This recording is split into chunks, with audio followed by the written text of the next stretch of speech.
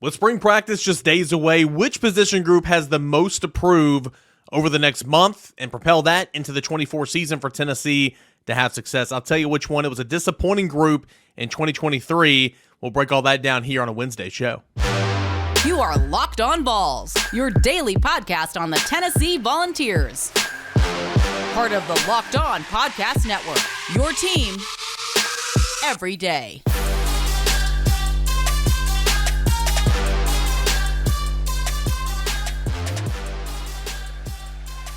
Hey, good Wednesday morning, everybody. Welcome into Locked On Vols, your first listen each and every single day. Appreciate you everydayers for making this show possible. And joining me, Eric Kane, here on the Tennessee Volunteers podcast, 30 minutes or less every single weekday. It is your number one spot for Tennessee football news. Big shout out to all you guys for watching, listening, subscribing, all that for free wherever you get your podcasts. We got a fun show today. Most approved. Tennessee wide receivers have the most approved in spring practice.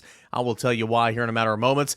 Remember that 2023 recruiting quarterback class? Not just Nico, but Arch, Dante Moore, Malachi Nelson, Jackson Arnold. Where are they now? And what are they supposed to do in 2024? I'll tell you how Nico stacks up against those guys in segment 2. And what have the SEC tournament basketball winners done recently in the NCAA tournament? A lot of false narratives out there, and I find myself believing some of them as well. We'll get into that in segment number 3. But first, the wide receivers for Tennessee. I don't think it's any secret that it was a major disappointment. And we spent times talking about this over the course of the last year. I thought I had 2 sweeping declarations heading into the 2023 season back in August. One of them was that Tennessee's running back group was going to be, if not the best in the SEC, it was going to be number 2.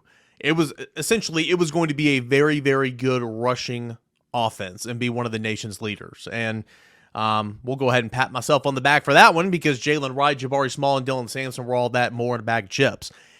But my other sweeping declaration, where we will not give such pats on the back here, okay, was I said, despite losing the Biletnikoff Award winner, despite losing a fellow third-round pick in the NFL draft in Cedric Tillman, Tennessee's wide receivers are going to be a positive for Joe Milton and Josh Heupel in this football season. Boy, was I wrong. The wide receivers took a massive step back. Bru McCoy was out for the majority of the year with injury, okay? There's not much you can do about that, all right? Ramel Keaton, who stepped up and was so fantastic last year at points in times with some big catches, and it felt like, I mean, as hard as this is to say, but it honestly felt like it at the time, it was kind of plug and play for Ramel Keaton when Cedric Tillman went down. I mean, he gave you a lot, and he had a really good 2022 season, but boy, he struggled with confidence. Again, I've said it plenty of times, dropped that wide open bomb that Milton threw to him from hash mark to hash mark in the Virginia opener, and it's like he never recovered. Sure, he led Tennessee's wide receivers with 6 touchdowns, but overall, Ramel Keaton, this was not the year that you thought he was going to have. Dante Thornton, who I was so high on, and I will continue to be high on because I think there's a lot of skill there, it just never materialized for him in the slot. He got some PT early on, was sharing time with Squirrel White a little bit, and ultimately he just couldn't get it going. And he had a case of the drop skis, had a couple of injuries, and then because of the injury to Bru McCoy, 2 games after that, they shuffled the deck a little bit. They moved Thornton to the outside, and he was flourishing. He had a really good game against Kentucky, had a solid game against UConn, got hurt after catching the first touchdown of the game against Missouri, the one and only touchdown for Tennessee of the game against Missouri, and he looked more comfortable, and his skill set really flourished on the outside, being long, fast, physical. And so it was unfortunate that Dante Thornton's season got cut short because he was just rounding into his own, but he was a disappointment. Okay, Chaz Nimrod and Caleb Webb stepped up, did a couple things. Squirrel White was fantastic. Not a bad word to say about Squirrel White in 2023. So my point in all this is, for Tennessee to be who they want to be in 2024 with Nico and quarterback has a role in that. I've said that plenty of times. Quarterback definitely has a role in that. The wide receivers have got to bounce back. And that's why I think the wide receivers have the most to prove in 2024 and in spring practice. Bru McCoy, who's not going to be going through drills, he's continuing to work himself back from injury, but he's a crafty veteran. He knows this offense. He knows the why of this offense. He doesn't need to go through spring practice. We'll see, how banged up some of these other guys. Dante Thornton continues as he's coming off an injury, but he needs every rep he can get. Why? Because of the transfer portal addition of Chris Brazzell and what he's bringing to the program and everything that we think that he can be. Coming over from Tulane, a super, super productive freshman campaign for a really good ball club. Sure, at the group of 5 level, he'll have a new environment and be playing in bigger stadiums in front of bigger crowds with better players. I recognize all that, but production standpoint, he brings a lot to this offense, and I think he's going to step up and be a guy that's on the outside for Tennessee moving forward in 2024. So Dante Thornton needs to have a great offseason, depending on how much he can do coming off that injury. I'm sure they'll be careful with him. Chris Brazzell's got to come in and show that he can run in this offense, and be a player in this offense. And then guys like Chaz Nimrod and Caleb Webb, who stepped up and filled in last year, but were never really guys who could take it to the next level. Although I'm a Chaz Nimrod fan, I've told you guys that plenty of times. I like what he can do, but can he do it on a consistent basis? What are those guys' roles if they enter or if they leave spring practice knowing that, they're behind Bru, Brazzell, Thornton on the outside? I question if one of those guys might enter the second window of the transfer portal, potentially. I don't know. We'll have to see. And then you can influx some freshmen who I think are going to be pushing these guys and have already made some plays in bowl practices, and that's Mike Matthews, who's got some versatility to his game, but he's going to play primarily in the slot, I believe, as a freshman.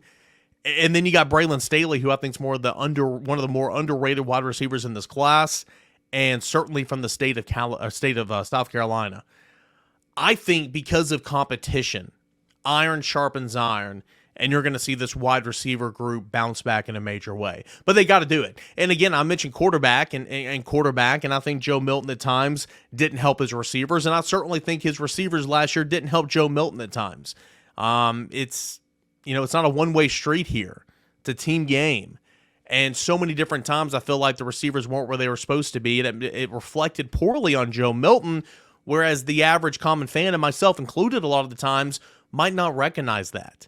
So that whole system's got to get in sync, and hopefully with Nico, and which we believe Nico and his skill set and his leadership capabilities and his playmaking abilities, he can kind of get that whole machine kind of in sync. But there's no ifs, ands, buts about it. There's questions about left guard. There's questions about safety. There's questions about cornerback. There's questions about the second linebacker spot, especially with Elijah Herring going to be sitting out of drills, recovering from offseason surgery this spring. There's some questions about this football team.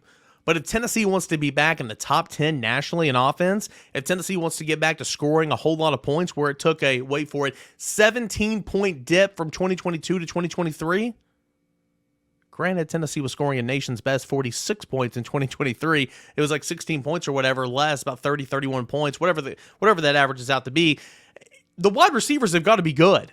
And I feel like they've got the cupboard full here of guys and still some guys that haven't even touched the surface yet of what they can be, but they got to find some consistency, such as Nathan Leacock. This is a huge spring for Nathan Leacock.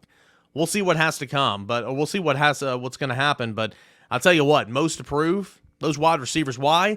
Because there's an expectation with the Josh Heupel offense. And the wide receivers fell well short of that expectation in 2023. Everybody not named Squirrel White. So that's something for sure that I'm going to be watching for with spring practice. Spring drills begin next Monday on March the 18th. Hey, when we come back, do you remember that quarterback class of 2023? Not just Nico Iamaleava, but Arch Manning and some others. Let's revisit that class and see where they are now and what their roles are going to be in 2024. One of the better, in my opinion, quarterback classes in the last 15 years. That's coming up next right here as we continue on with Locked On Vols. Passion, drive, patience. What brings home the winning trophy is also what keeps your ride or die alive. eBay Motors has everything you need to maintain your vehicle, leveled up to peak performance, superchargers, roof racks, exhaust kits, LED headlights, and more. Whether you're into speed, power, or style, eBay Motors has got you covered. With over 122 million parts for your number one ride or die, you're always going to find exactly what you're looking for. And with eBay's Guaranteed Fit, your part is guaranteed to fit your ride every time, or your money is back. Because with eBay Motors, you're burning rubber, not cash. With all the parts you need at the prices you want, it's easy to turn your car into the MVP and bring home that win. Keep a ride or die alive today at ebaymotors.com. Eligible items only. Exclusions apply. eBay Guarantee Fit only available to U.S. customers. Look at that 2023 quarterback class when we return right here on Locked On Vols. All right, Nico Iamaleava. We all know that name. We're all excited about that name, especially coming off the Cheez-It Citrus Bowl. We know Nico. Some of us might not know how to say it still, but we know about Nico. But what about some of those other quarterbacks from the class of 2023? One of the best quarterback classes in recent memory. Where are they now? And how, have they already transferred? A couple of those guys have transferred a couple of times. And what are their roles expected to be in 2024? Let's start with Tennessee's guy. Of course, it's Nico Iamaleava. Nico, of course, was the number one overall prospect in the class of 2023, according to On3 Sports. Number one quarterback, number one player in the class, all that according to On3. Other outlets, I believe, had him, as high as number 2. I think ESPN and its silliness had him at like number 37 nationally. Again, I mean, if you're not going to exhaust the resources and at least try, what are you doing, worldwide leader?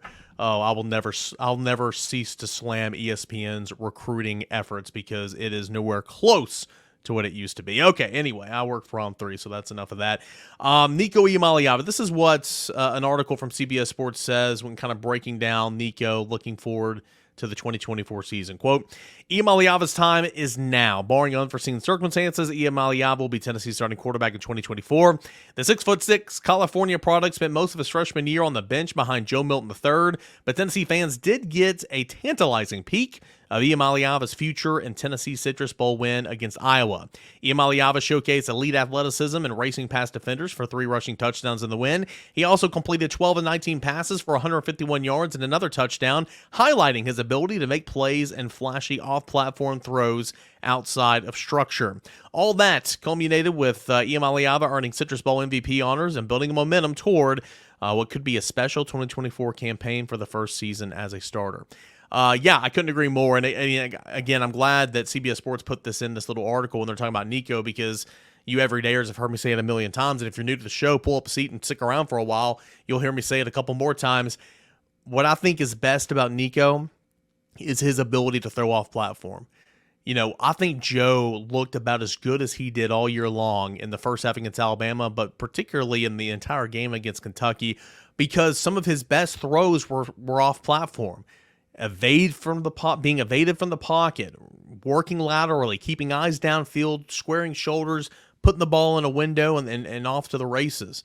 And that's what Nico does the best, in my opinion, when the play breaks down. It's not like he's trying to Michael Vick out there on NC Dubs or Madden back in Madden 04. He's trying to make a play. And if it's not there, he'll take off and run, sure, but being able to extend plays, keep your eyes downfield, I think is a real strength of what Nico can do. And I'm excited to see him do that next year. Excited to see him do that a little bit in spring practice. But put that boy in bubble wrap and get a whole lot of reps for some others, because goodness gracious, you can't afford an injury there. Certainly can't afford an injury there. What are some of those other quarterbacks in the class of 2023? Well, Arch Manning, of course, was, I believe, outside of On3, he was the number 1 rated player according to every other outlet. Arch Manning began his career as a third-string quarterback behind Quinn Ewers and Malik Murphy.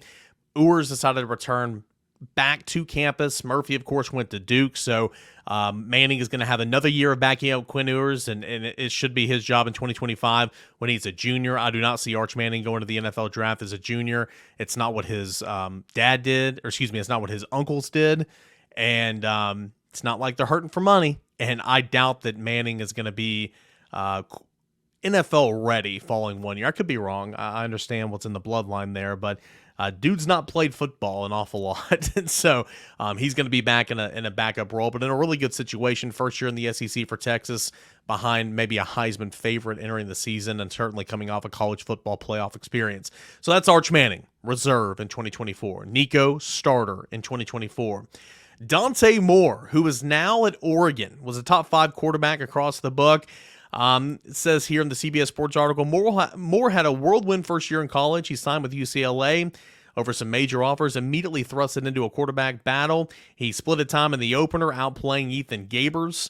in the game against Coastal Carolina. He earned the Week 2 start against San Diego State through 290 yards, 3 touchdowns on the road. So things were looking good for Dante Moore. Well, through his first 3 games with 2 starts, he had 615 passing yards, 7 touchdowns, 1 interceptions. Then the wheels fell off. Struggled in Pac-12 play, 8 interceptions and only 4 touchdowns in 4 starts. Lost his starting job about midway through the year. Entered the transfer portal, and now he's at Oregon, where he's going to be competing and likely, competing.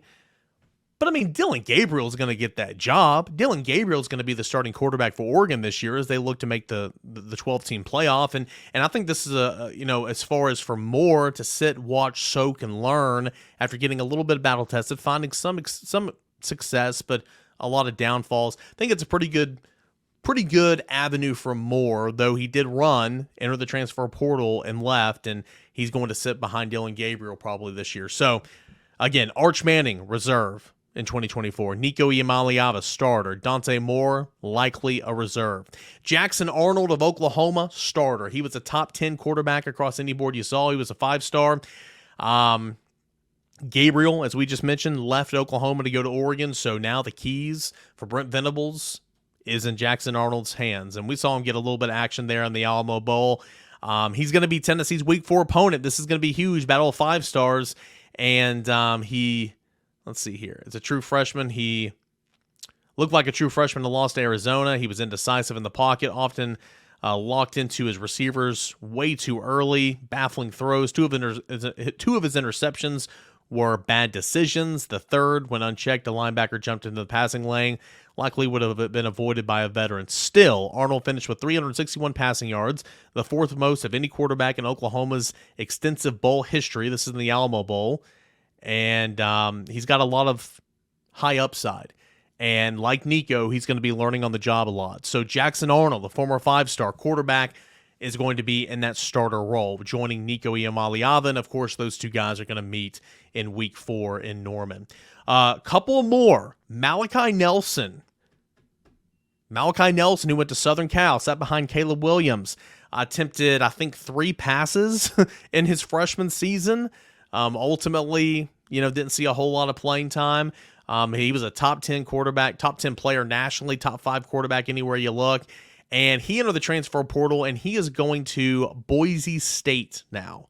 Going to Boise State.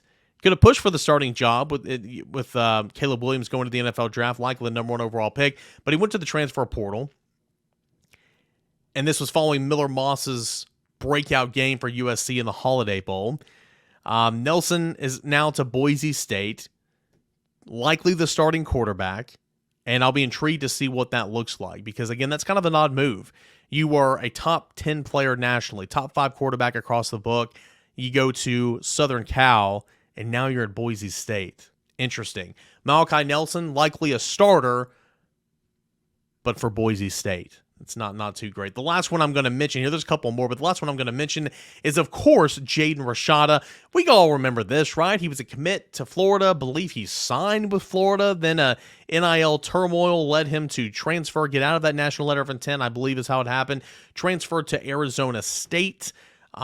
He exited Arizona State as the starter, 236 yards, 2 touchdowns in his college debut, but then an injury the next week in Week 2 pretty much ended the season. Came back towards the end of the season, but apparently he missed a team meeting or something and was denied the start in the regular season finale. But he'll have some competition. Sam Levitt coming over from Michigan State, but Jaden Rashada is likely going to be the starter for Arizona State in 2024. But again, remember how the big fallout of Florida, yeah, that was national headline news.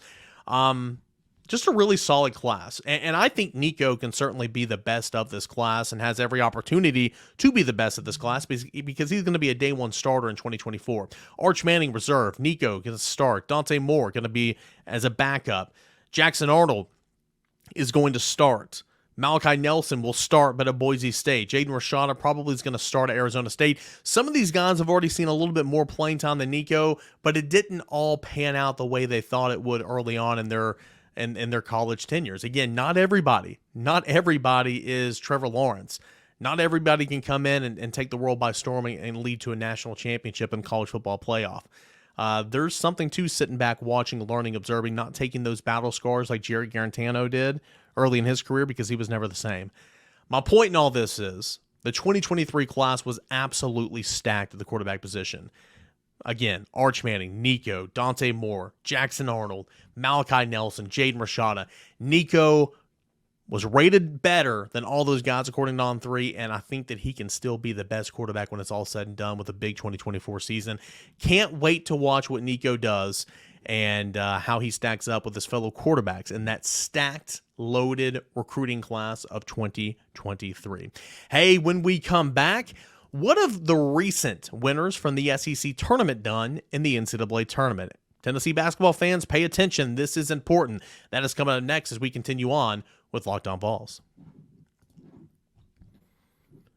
Want to say about our friends over at FanDuel? Say goodbye to busted brackets because FanDuel lets you bet on every game of the tournament. Whether you're betting on a big upset or a one seed, it's time to go dancing on America's #1 sportsbook. Right now, new customers can get $200 in bonus bets if your first $5 bet wins. That's $200 to use on point spreads, on money lines. You can even pick who's going to win it all. All that and more is over at FanDuel Sportsbook. We love the totals. We love the overs here on Locked On Vols because they make the game more entertaining. You've got the NCAA tournament coming up. You've got conference tournaments this weekend. You've got Major League Baseball spring training right now. It's right around the corner is opening day. You've got USFL football about to start. All these other minor league, football organizations out there are about to start here in the spring, plus NASCAR and golf. There's no downtime over at FanDuel Sportsbook where you can put some coin in your pocket. Go to FanDuel.com/lockedon. That's FanDuel.com/lockedon. FanDuel.com/lockedon and bet on college hoops until they cut down the net. FanDuel, it's America's #1 sportsbook. All right, so I want to discuss here in the final segment. We talked a lot of basketball here lately. We'll continue to talk a lot of basketball as Tennessee takes on the winner of the 8-9 matchup, Mississippi State, who's beaten Tennessee already this year, and LSU. Tennessee will play the winner of that game on Friday at 1 o'clock Eastern. Got the double bye, the #1 seed in the SEC tournament. But a lot of the conversation, and again, I've been guilty of it as well, talking about it's just kind of a nuisance. That being the SEC tournament, why do we do it? It's kind of, you don't want to take the chance of getting anybody hurt. You don't want to take the chance of getting anybody, with heavy legs going into the March Madness tournament. How much is to gain in terms of seeding? You guys know my opinion on that. I mean, a couple of years ago when Tennessee won the whole daggum thing and they didn't move them up a seed line because the selection committee had everything ready to roll by Saturday at 5. You know what I'm saying? That might be hyperbole, but there's some truth in there. But I do think it's important to remember these guys need to be out there and playing. And I talk about this as well in baseball for the Southeastern Conference baseball tournament in Hoover every year. Like last year for Tennessee had that incredible second half of the conference slate, came back, got to its win total in the conference, and so you knew it was safe. You knew it was going to a regional.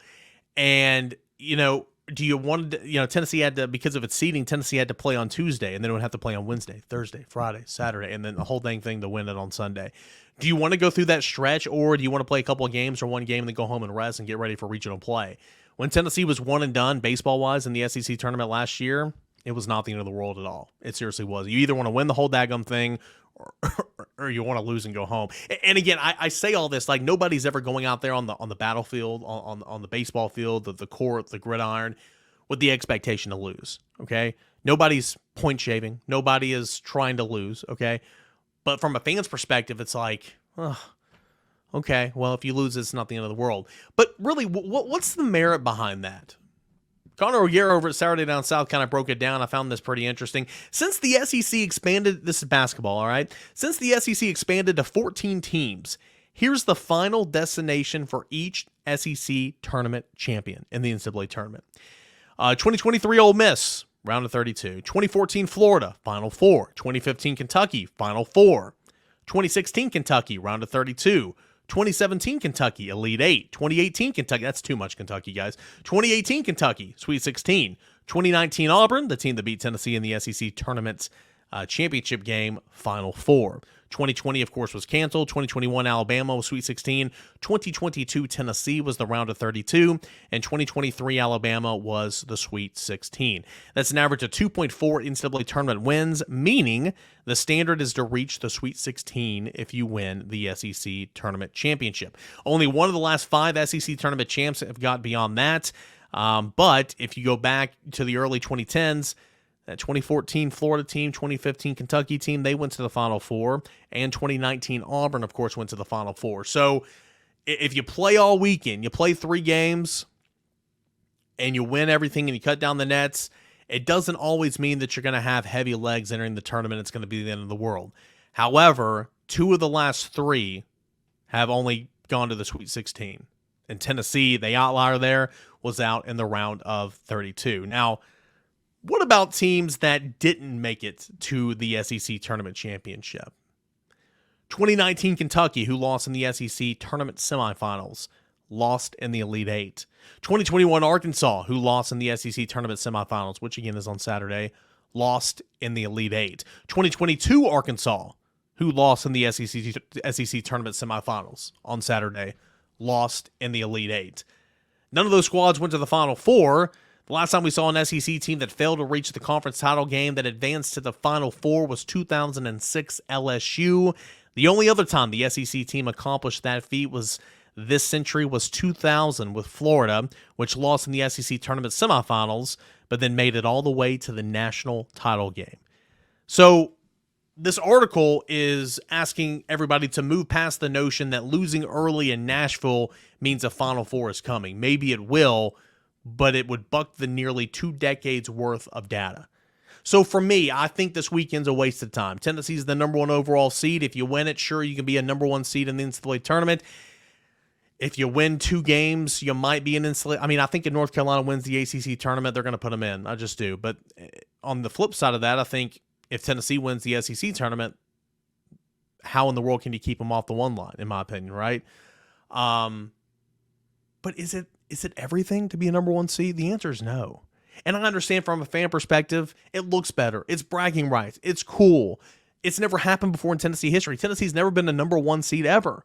So it would be really cool. I agree. I 100% agree. It would be really, really cool.